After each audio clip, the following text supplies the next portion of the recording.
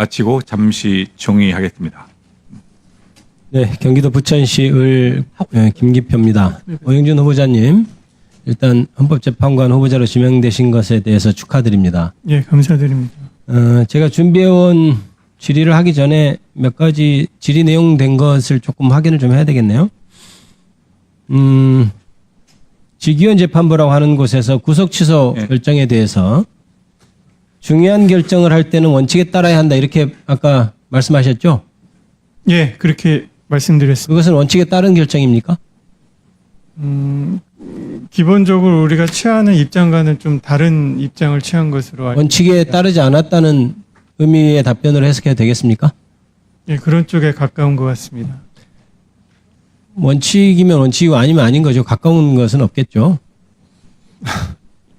그 재판부가 한 결정에 대해서 제가 뭐 명백하게 비판을 하기는 뭐 시와 날이 뭐 얘기가 시와 원래 날로 하던 것을 시로 했다 뭐 이렇게 얘기가 돼서 사실은 그 이면에 자세히 들어보면 물론 이제 우리 오영준 후보자님도 아주 법리에 밝으신 법관 출신이니까 당연히 아실 거예요. 그때 체포적부 심사에 소요됐던 시간을 의도적으로 빼버렸다고 저는 생각합니다.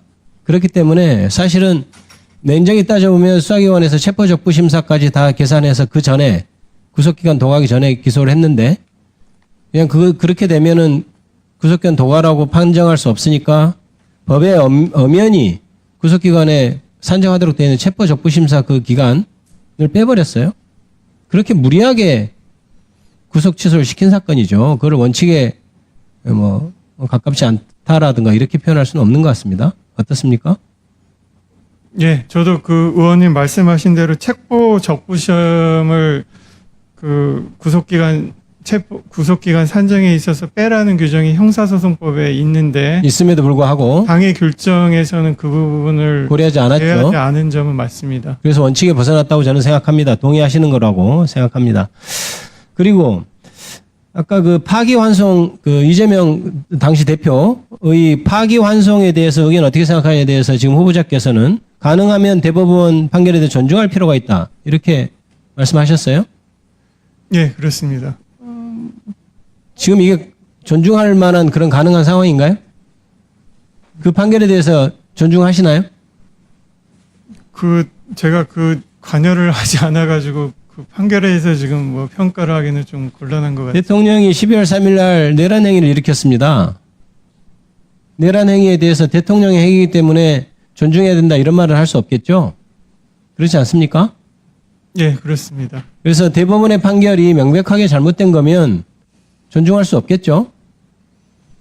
예, 근데 그 부분은 아직 사건이 계속 진행 중이어서 제가 그 부분에 대해서 좀 평가하기는 좀 곤란한 것 같습니다. 예. 그리고 아까 동료 의원 질의에 대해서 파기환송하는 경우에는 기록을 좀 볼 필요 있다 이렇게 후보자께서 말씀하셨어요.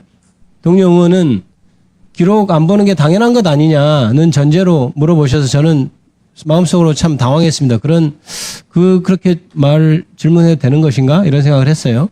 당연히 재판을 하면 기록을 보는 것이 원칙이고 대법원이 아무리 바빠도 헌법재판소가 아무리 바빠도 기록을 봐야 하는데 못 봤다 미안하다 이렇게 얘기하는 게 맞을 건데 당연히 기록을 못 보는 게 당연하지 않느냐라고 저는 질의하는 것은 부적절하다고 생각했습니다만은 동료 의원 질의라 제가 굳이 중간에 끼어들진 않았습니다.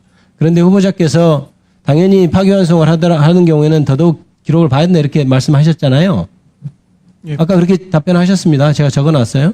예, 파기환송할 때는 좀 신중하게 전체적으로 이 결론을 뒤집는 거라서 좀 기록을 봐야죠. 당연히. 있는 것 같습니다. 의견을 내려면 대법관 한 명으로서 특히 전원합의체에서 의견을 내려면 적어도 기록을 중요한 부분은 조금 봐야 되는 것 아닌가요? 예, 제가 뭐 그 사건에 관해서는 지금 뭐라고 말씀드리긴 좀 곤란한 입장인 것 같습니다. 그 대법원 파기환송심을 보면 4월 21일 날 이재명 전 대표가 대법원에 답변서를 제출하니까 4월 22일 날 바로 소부에 배당했다가 당일 오후에 대법원장이 전원합의체 회부를 했고 첫 합의기를 바로 그날 진행해 버렸거든요. 그 다음 날. 그 다음에 4월 24일 날 대법원 전원합의체에서 이틀 후에 두 번째 합의기를 진행하고 그 다음에 29일에 우리 5월 1일에 선고하겠습니다라고 선고기를 지정했고요. 그래서 5월 1일 날 파기환송 해버렸습니다. 이전에도 이렇게 신속하게 한 적 있습니까? 제가 연구관 활동안에는 없었죠? 예, 전원합의 사건은 그런 적이 없는 없었죠? 예. 그러면 그거 그렇게 파기환송이 되는 거 보고 후보자는 그때 어떤 생각이 드시던가요? 떠들썩한 사건이었습니다. 거기에 대해서 본인의 느낌이 없을 수는 없을 것 같은데요. 네, 좀 이례적이라고는 생각을 했었습니다. 그리고 바로 5월 다음 날 대법원이 서울고법에 기록 송부하고 배당해버리고 그 다음에 송달까지 합니다. 변론기일. 그래서 집행관 송달 촉탁으로 아주 이례적인 송달 촉탁 됐어요. 그것도 그전에는 없었던 일이죠. 그 부분 송달 부분까지는 제가 실제로 어떻게 했는지는 지금 경험이 없어가지고 말씀드리기는 어려운 것 같습니다. 제가 이게 지금 시간이 좀 돼서 나중에 보충 질의할 때 더 질의를 하더라도 이어가겠습니다. 중간에 좀 끊길 수는 있겠는데요. 아까 또 동료원께서 사건이 적체되어 있어서 재판소원을 받아들여야 하느냐. 완전 본말을 전도한 것이죠. 재판소원이 필요하면 그것을 어떻게 지금 현 구조에서 가능하게 할 것인가를 생각하는 것이 정치인이고 국회 입법하는 사람의 태도라고 생각합니다. 그런데 사건이 적재되어 있으니까 선법 재판소원을 인정하면 안 된다 이렇게 저는 얘기할 수는 없다고 생각합니다. 어떻게 생각하세요? 바꾼다. 예, 재판소원이 필요한 제도라면 입법을 하고 부족한 부분은 보완을 하는 것이 좀 맞지 않나 그렇게 생각합니다.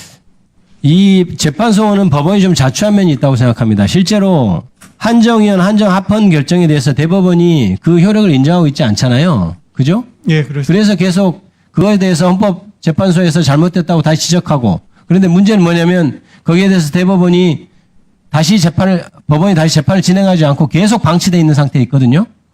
지금 후보자로서 한정합헌 한정위헌 결정에 대해서 대법원이 따르지 않는 거 이거에 대한 의견은 뭡니까? 예, 뭐 기본적으로 양 기관은 대법원은 법률 해석에 대한 최고 권한을 가진 최고 법원이고 헌법재판소는 헌법 해석에 관한 최고 법원이기 때문에 양 법원에서 한 법률 해석이나 헌법 해석은 각자가 존중하면서 조화롭게 국민의 기본권 보장해 나가는 게 바람직하다고 생각합니다. 너무 애매한 답변이잖아요. 자, 그럼 이렇게 구체적으로 이렇게 물어볼게요. 대법원 판결이 한정위헌이라고 했어요. 그러면 대법원이 그 판결을 따라야 됩니까? 안 따라야 됩니까? 이게 답변입니다. 그 의견을 존중하는 것이 맞다고 생각합니다. 존중하는 것이 따라야 된다는 말과 같은 걸로 이해하면 됩니까?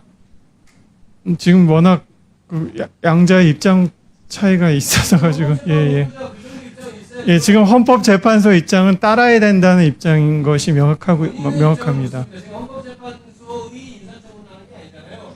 예, 그렇습니다. 후보자이신 본인의 의견이 어떠냐고 묻습니다. 네, 저도 헌법 해석에 관한 헌법재판소가 최고 권한을 갖고 있으니까 따라야 되는 게 맞지 않나 생각합니다. 대법원이 따라야 되는 게 맞죠? 예, 그렇습니다. 됩니까? 예, 맞습니다. 자, 우리 조배수 의원님까지 질의하고 오전 질의를 마치도록 하겠습니다.